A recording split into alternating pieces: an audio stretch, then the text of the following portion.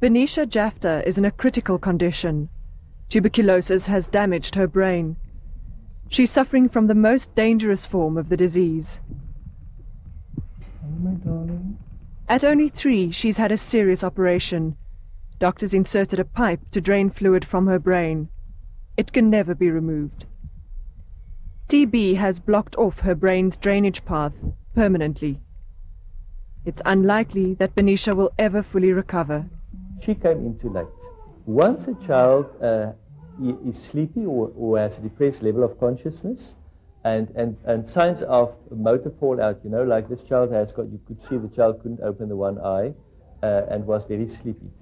Once that happens, then the outcome already becomes worse. And the chances of complete recovery is not good. Few children survive this with a normal level of intelligence. For the rest of their lives, they suffer serious learning difficulties and behavior problems. All because they were diagnosed at too late a stage with TB, a completely curable disease.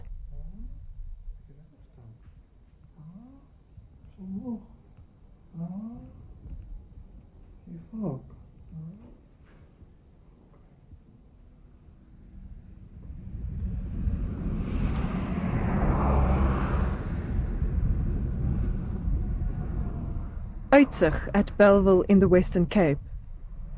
It's a community with one of the highest TB infection rates in the world. In Africa, only Ethiopia and Nigeria have higher TB rates than South Africa. Just across the road from Uitzig is Tygerberg Children's Hospital. It's into these wards that youngsters are admitted daily with one of the rarest and most dangerous forms of TB. TB of the brain, also known as TB meningitis. At this moment, it's the most common type of meningitis seen at Tygerberg Hospital. And if you would tell this to anybody else in the world, they wouldn't believe you, because many people or doctors in first world countries haven't seen a single case, or perhaps one case in their lives. It's difficult to know when a child has TB meningitis. Young children like Benisha are most vulnerable. They're too small to alert their parents to symptoms such as headaches.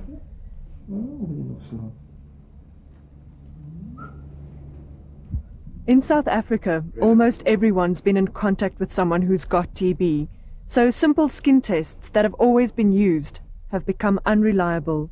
The skin test that we do use for the diagnosis of TB in children is only a way of showing that someone has been exposed to TB and not necessarily sick. And the fact is that we all might have positive skin tests for TB, but that does not mean we're sick. Kids get sick from adults. Grown-ups get TB in their lungs and spread it when they cough. The TB germ destroys the lungs and can harm other vital organs like the brain. It's incredibly dangerous to children, even if they've been immunized at birth, as all children are. What makes the situation even worse is that most adults aren't aware that they've got TB. Benisha Jafta's mother had no idea. This is a typical case where we've got a family member of the patient that has TB, in this case the mother of the patient, and she most probably gave TB to her child. We diagnosed her over a year with TB. She did not know, but she had symptoms of, she was coughing, losing weight, having night sweats, but she had not known that she had TB. Doctors first told Anastasia Jafta her daughter had gastro, but the medication didn't work. Then she noticed strange symptoms.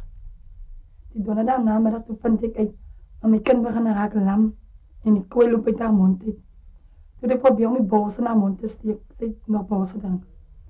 En die borse toe van sy af uitgeval het na mond. En sy het begin amper so stewig raak. En ek het die susters geroep om te vraag na wat fout is met my kind. En die dokter het my gesê dat hy gaan van haar rug mag trek. En om te kyk of sy nie 'n meningitis het nie. En die dinsdag het hulle my gestuur na Tygerberg toe. Hulle het my gesê dat sy TB meningitis het. Benisha's mother was so infectious that she had to be sent home. She was a danger to the other children in the hospital ward. She works on an apple farm in Verliersdorp in the Oeverberg. But now she is a danger to her family and colleagues. Due to an administrative error, she hasn't obtained TB drugs yet. She's still highly contagious. If she doesn't start taking the medicine soon, she'll infect up to 15 other workers this year. Her partner, Benisha's father, is most at risk. Dit is die punt. Ek is bang dat ek hulle sal aansteek. Dis hoekom ek vir hom gesê het dat ek toe die hospitaal het kom, dat hy moet gaan om ook toetse te gaan neem van sy speeksel, sy pors. Benisha is likely to live with the after effects of TB meningitis forever, just because she was diagnosed too late. We recently did a long-term follow-up study of TB meningitis at our hospital, and we found that the major long-term consequences of this disease has to do with intelligence and behavior. Only 20% of children who had this disease had a normal intelligence. Most of the children had serious learning problems, and up to half of the children had serious behavior problems. Benisha will be separated from her family for at least 7 months. She will stay in Tygerberg Hospital for a month, then she'll spend half a year in a TB hospital.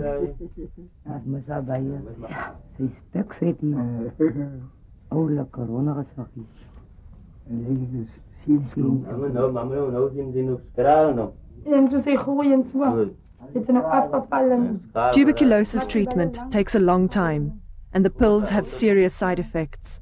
They make children feel nauseous and weak. If youngsters are kept at home, they almost never complete their treatment.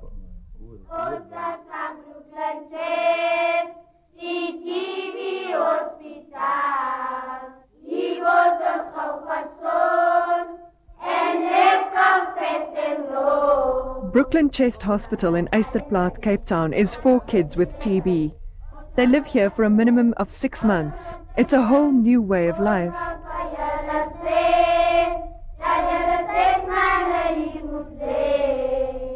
They go to school inside the hospital and take up to 10 tablets every day.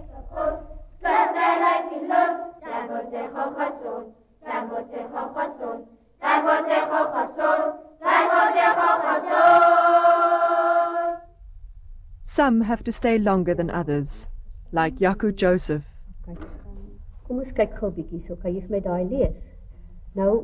He's got a form of lung TB for which normal drugs don't work. It's 20 times more expensive to treat. His mother and grandmother both died of TB. Because his mother did not complete her treatment, she got multi-drug resistant TB, and she passed that form of tuberculosis on to Jaco.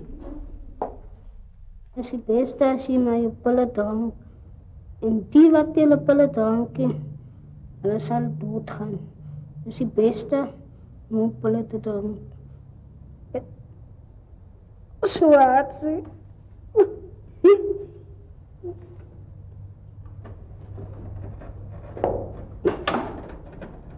Waaroor is jy hartseer, Jaco? My ma moet dat pille gevat en nou is die aan my wat ek was. Nou is die haar wat ek ook siek is. Nou voel ek.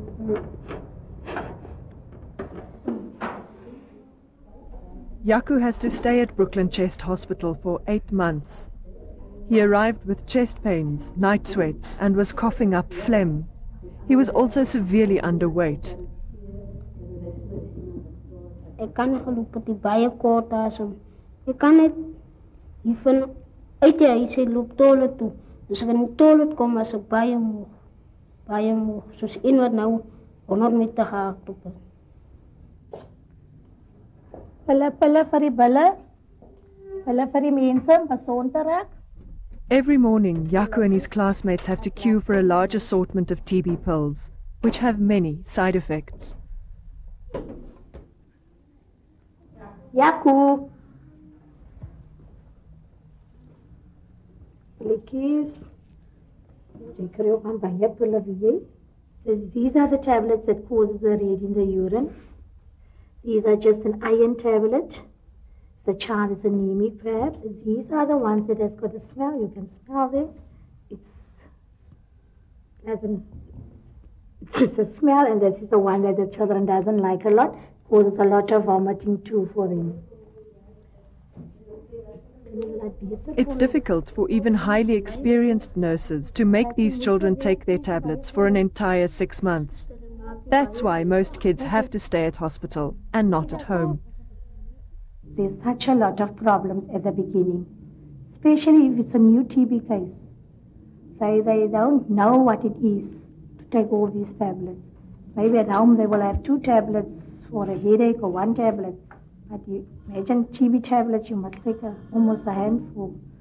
And though we say it's like Smarties, it doesn't taste like Smarties, doesn't smell like Smarties. The most dangerous thing children can do is to stop taking their TB tablets when they start to feel better. If they do, they'll develop multi-drug resistant TB, the form Yaku's mother has passed on to him. Few drugs can fight it. Ek sê aan mekaar vir die kinders, wanneer toe sê ek vir juffrou, daar by die stoep, ek voel al of ek gezond is. Kan hulle luister aan my toe sê of vir my, ek voel soveel, Jaco, maar hy is nog heeltemal gezond, die moet nog eers pille vat. En tot wanneer hulle sien, maar hy is nou al gezond, dan kan jy rechter huis toe gaan. Some children here also have TB of the brain. They have intense memory problems. They often don't remember the previous day's schoolwork. Pills also sometimes make children very tired. Sometimes they are sleepy after the pills. The little ones, they lie down here on the mat and then they sleep for a long while in the mornings. Most of the children attending this school come from poor families. TB is often called a disease of poverty. Ironically, for many children, the TB school is better than the schools they used to. The hospital has found that since it began teaching patients, they heal at a much quicker pace. It's a baie betere school. En jy betaal die skoolfondsie, jy kry alles verniet, jy kry eetgoedertjies verniet, en die werk wat jy doen, is so interessant. Jy werk so lekker wat jy dank jy werk by die huis, maar dat is het hoe jy gezond raak. Jy voel jy raak gezond, jy so lekker werk. Yaku was 12 when his mother died. His little brother was 3 months old. He now wants to get better and go home, to tell his brother who his mother was. Ek wil by hom wees wat ek hom kan verduidelik. Hy sê, man, my ma, ek bly in soveel in die omgewing. As ek by die huis kom, dan wil ek vir hulle sê, hulle moet vir hom ook op 'n toets vat, om te kyk, soos hy miskien groter raak, sal hy my ma se siek wees. Yaku won't see home for another 5 months. Like everyone here, he first has to complete his TB drugs. They're not easy to take, but they're very effective and will cure him completely.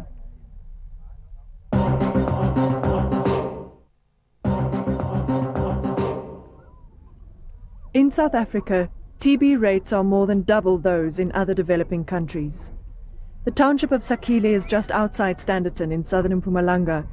It's one of the only communities in the country to have found a plan that's working in the battle against tuberculosis. But it hasn't been easy. 2 years ago, almost no one finished their TB treatment. Residents here died young, needless deaths, because TB can be cured completely. Traditional healers are the first port of call for the residents of Sakile. Hundreds of healers practice around here. Fani Simelane has got TB for the 3rd time.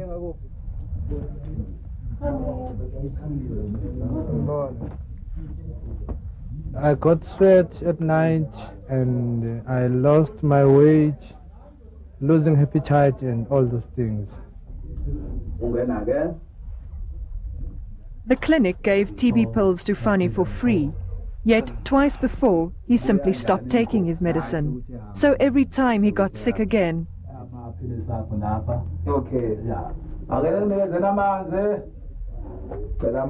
No one helped Fani to understand that TB treatment takes 6 months. His traditional healer and the hospital that treated him sent him very mixed messages. The health department was that side, traditional healers one side. If the patient go to the hospital or clinic, they tell them that you mustn't go to traditional healers. We also traditional healers. If the patient come to us, we said you mustn't go to the hospital or you mustn't go to the clinic because they don't know what they are doing. It was like that before. And Fani wasn't the only one who was confused. His community didn't know who to trust. What complicated things further was the impact of AIDS on tuberculosis. HIV fuels the TB epidemic. 2/3 of TB sufferers also have HIV. Those in Sakile started believing that TB, like AIDS, couldn't be cured. The TB now was like something incurable. And there were so many people dying of TB. And people, since the HIV has been the common thing to talk about, people now were dying as if TB couldn't be cured. Nyangazizwe Mpila realized his people would pay the price unless he and his colleagues took immediate action.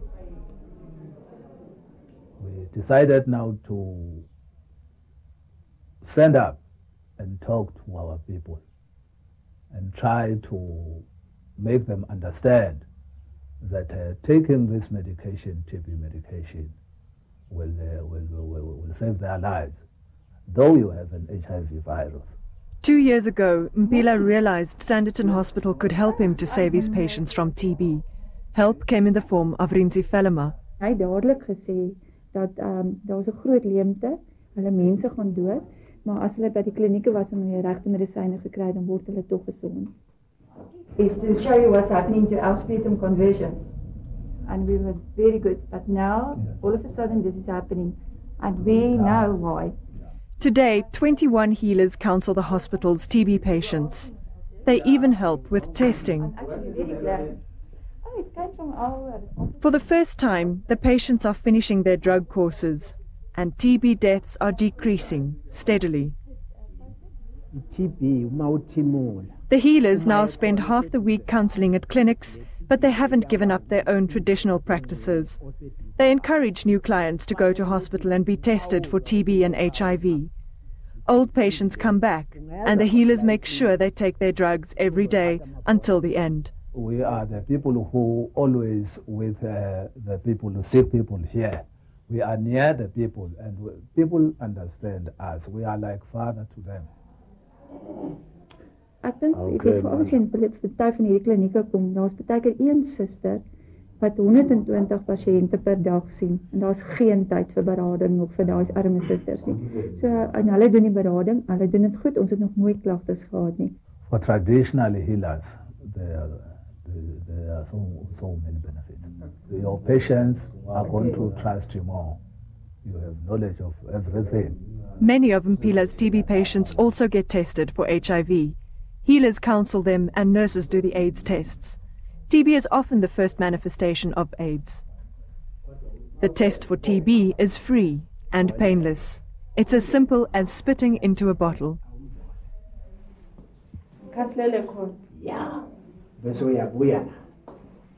Now we understand the TB. We can differentiate now between these diseases which needs indigenous medicine and the diseases that needs the modern medical method. These days, only a few of Sakile's people die of TB. They've realized tuberculosis can be cured, even if they've got AIDS. TB is everywhere. Anyone can get it. The TB test may be simple, but for many it comes too late and at a price. In Pretoria, Ati de Lange's doctor struggled for 3 weeks before he realized what was wrong with his patient. He diagnosed me actually with flu. He treated me for flu for about a week and a half.